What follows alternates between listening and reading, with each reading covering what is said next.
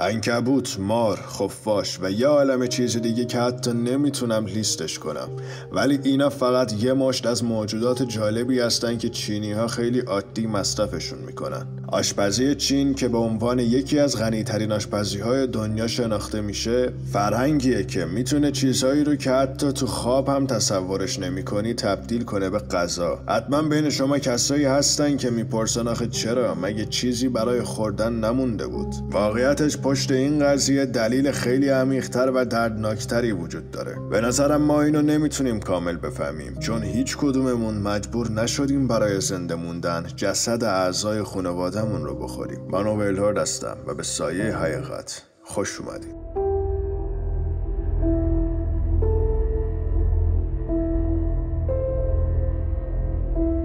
اواخر قرن 17 امپراتوری عثمانی به اوج وسعتش رسیده. جمعیت کل کشورهایی که زیر پرچم عثمانی بودن حدود 30 میلیون نفر بود. این عدد خیلی بزرگی برای اون دوران بود.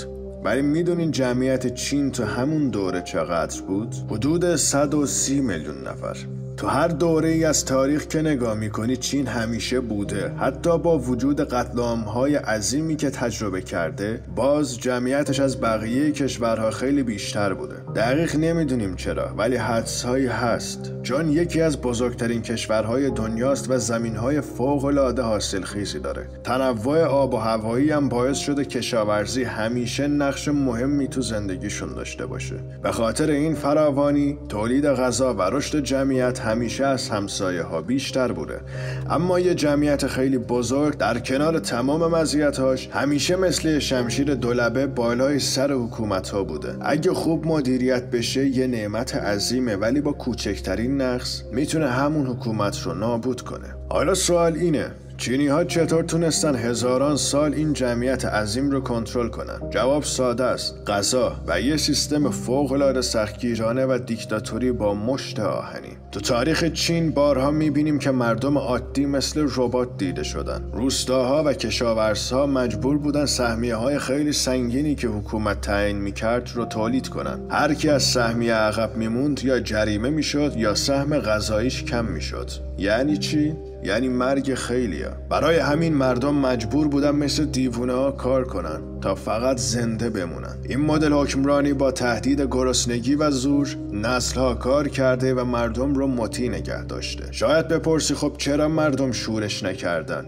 وسط این همه فشار؟ جالبه، تو تاریخ چین شورش بوده، اما خیلی محدود. یه نظریه جالب هست، علمی ثابت نشده اما منطقی به نظر میاد، که میگه سبک تغذیه ملت‌ها روی روحیه جنگ و شورش اثر داره. مثلا میگن ملت‌هایی که گوشت قرمز زیاد میخورن تهاجمی ترن، ولی مردمی که اکثرا سبزیجات و حبوبات میخورن و دسترسی سختی به گوشت دارن کمتر روحیه شورش دارن و مطیع ترن. هزاران سال گذشته، تکنیکا پیشرفت کرده، تولید غذا بیشتر شده. پس چرا هنوز خیلی چیزا میخورن که ما حتی نزدیکشون هم نمیشیم؟ اینجا میرسیم به یکی از سیاه ترین اتفاقاتی که نه فقط روان چینی ها بلکه اخلاق و انسانیت خیلی ها رو نابود کرد.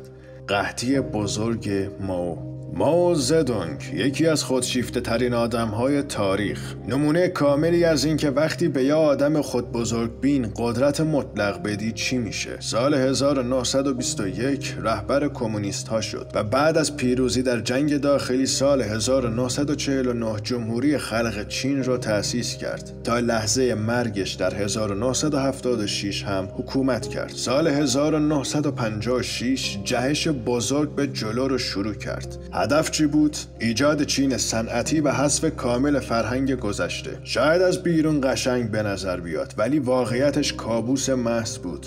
مائو شهرهای صنعتی ساخت، مکانهای کار اجباری ساخت. مردمی که تو اینا کار میکردن عملاً برده بودن، زندگیشون فقط کار بود و غذا فقط در حد زنده موندن دریافت میکردن.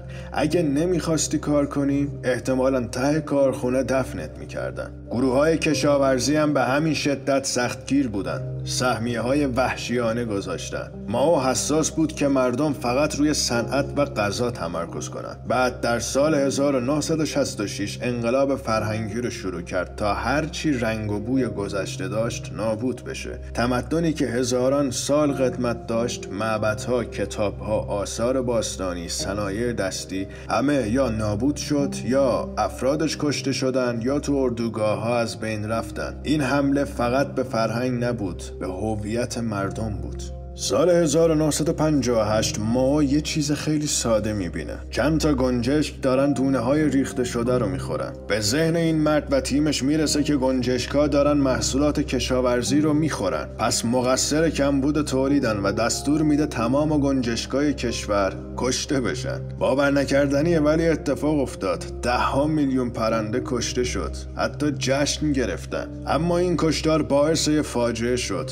انبوهی از ملخ‌ها و حشرات کل کشور رو گرفت، چون شکارچی طبیعیشون همون پرنده ها دیگه نبود. کشور پر از ملخ و موش شد که همه محصولات رو میخوردن. چین سراسیمه از روسیه گنجشک وارد کرد ولی دیر شده بود. سیستم تولید غذا فرو پاشید. با سقوط تولید قحطی شروع شد. دولت برای اینکه صنعت نخوابه غذا رو فقط برای شهرها نگه داشت. روستاها تقریبا فراموش شدن. کسایی که سهمیه‌شون کم بود اولین گروهی بودن که غذاشون قطع شد. اون وقت مردم چیکار میکردن؟ اول حیوانات منطقه رو میخوردن، بعد هرچی موجود زنده بود، بعد حشرات، علف، پوست درخت و حتی گل و خاک. و این شروع بود. بازمانده‌های قحطی میگفتن وقتی اوضاع به بدترین حالت رسید، مردم هر موجودی رو که میدیدن زنده میخوردن، خام، چون وقت برای پخت و پز نبود. اگه وقت میذاشتی بقیه میدیدن، غذا رو ازت میگرفتن. و وقتی حیوانات تموم شد، رسید به مرحله‌ای که هیچ انسانی طاقت شنیدنش رو نداره.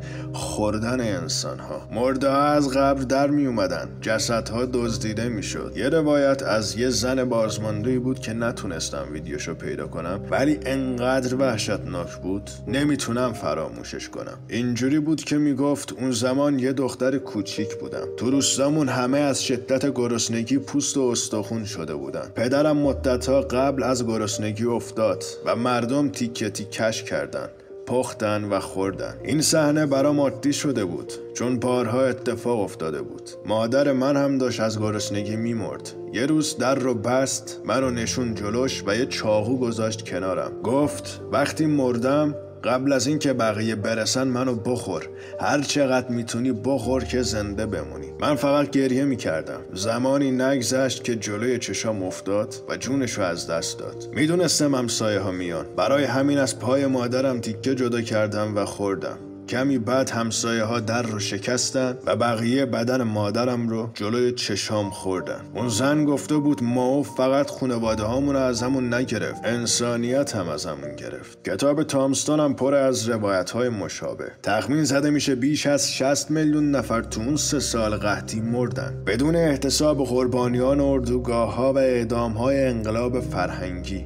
در نهایت با مرگ میلیون ها نفر، واردات غذا و برگشت گنجشک‌ها اوضاع بهتر شد. اما مائو چی؟ هیچ کدوم از اینا براش هزینه نداشت. تو 82 سالگی با مرگ طبیعی مرد. حزبش هم سر جاش موند و هنوزم چین با ذهنیتی اداره میشه که ریشه هاش به همون دوران برمیگرده. حالا جواب سوال اول مشخص شد. نسل‌هایی هستن که اجدادشون برای زنده موندن گل، حشره، حیوان، حتی انسان خوردن.